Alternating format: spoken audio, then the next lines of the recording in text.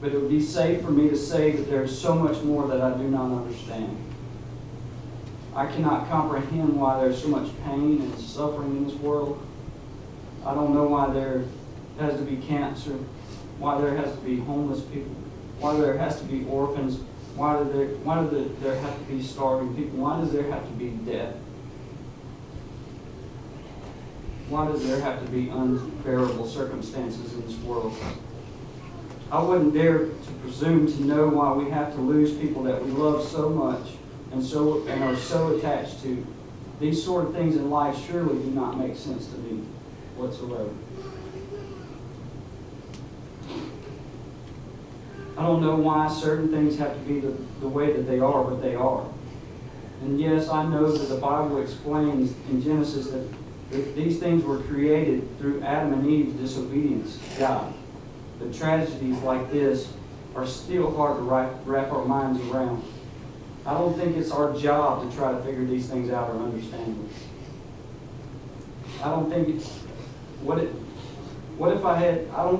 it's our job to fill our minds with what ifs.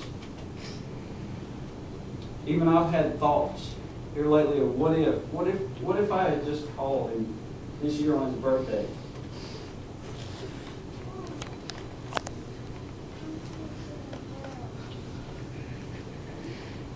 And said, "Love you, man. Love you."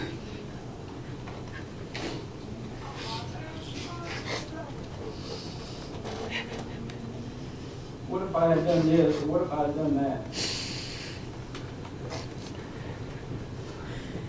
I think if we do that, we're letting our minds lead us too far instead of letting our hearts lead us. Yes, our hearts are hurting. My heart is hurting right now. And I really am in serious disbelief and shock from this. Again, something I don't comprehend. But I can tell you that the Bible says in Psalm 34:18 that the Lord is near to the brokenhearted, and He saves the crushed in spirit. In this moment right now, we can keep our focus on the things that we don't understand.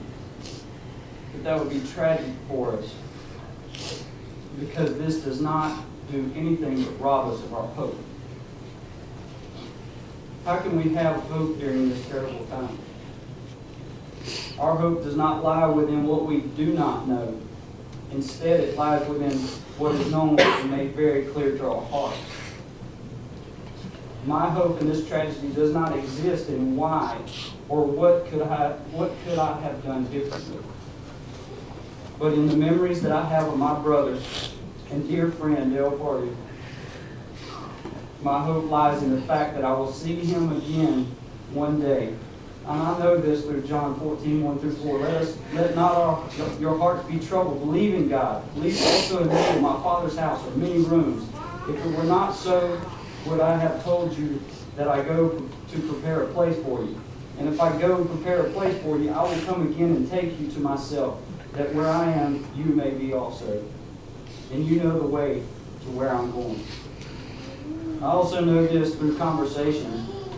I also know that I'm going to see Dale through conversations I've had with him in the past. I've seen him around Purvis and had lunch with him a few times, and he has expressed his love for the Lord and the fact that he knows Him.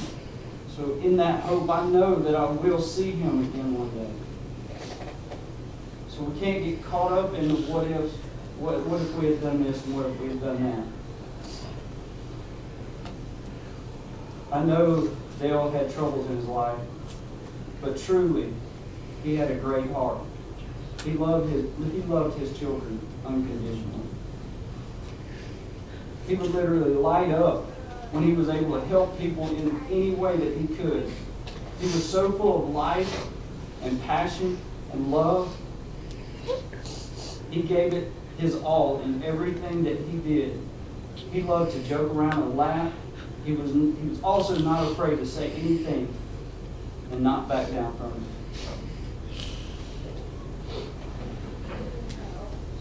You knew where he stood about any issue, He was truly an amazing person to be around once you got to know him.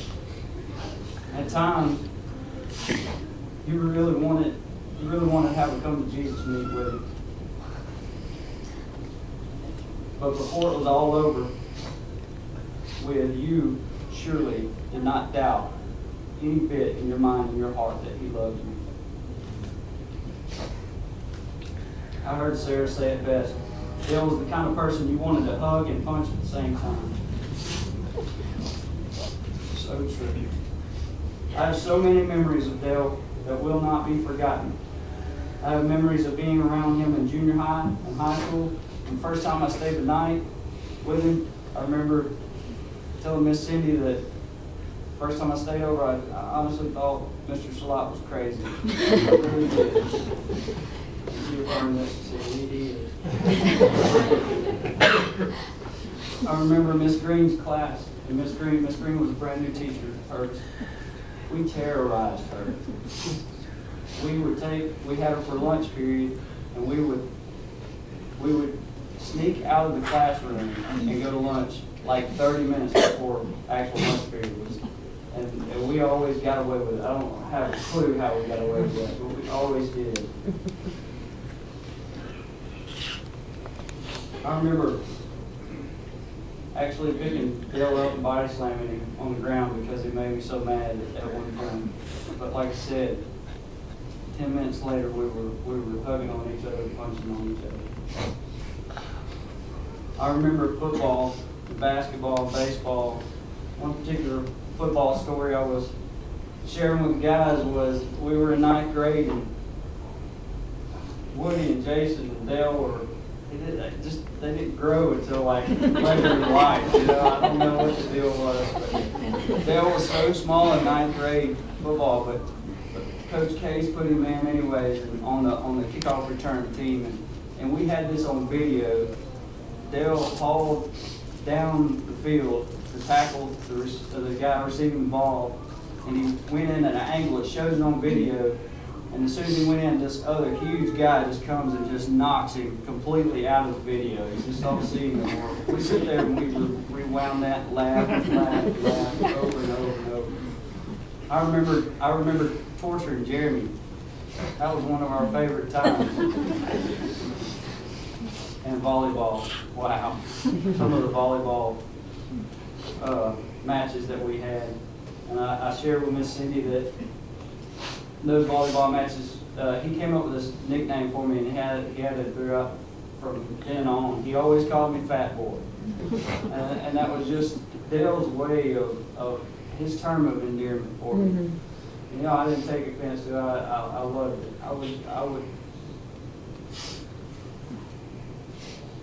I'd give anything to hear him say that.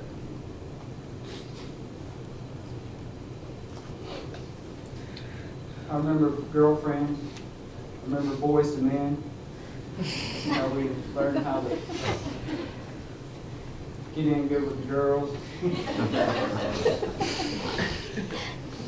I remember the fun that we had here in summertime. Swimming, the trestle. And I remember doing crazy things, and I remember staying out after curfew and me being the only one getting caught by the I don't know how that happened. You wasn't fast enough, Skip. I guess not. Memories of how he shined. I remember memories of Dale as an adult of how he shined when his children were born. He was a proud father. And I remember memories of him being really proud of his family, all of his family, and every one of his friends. So if we focus on these great memories of Dale, the things that we know, hope is not lost. Instead, we'll find joy in the time that we did get to spend with him. Dale, I will miss you, brother. You're not here with us in body, but you will always be here with us in spirit. You'll never be forgotten.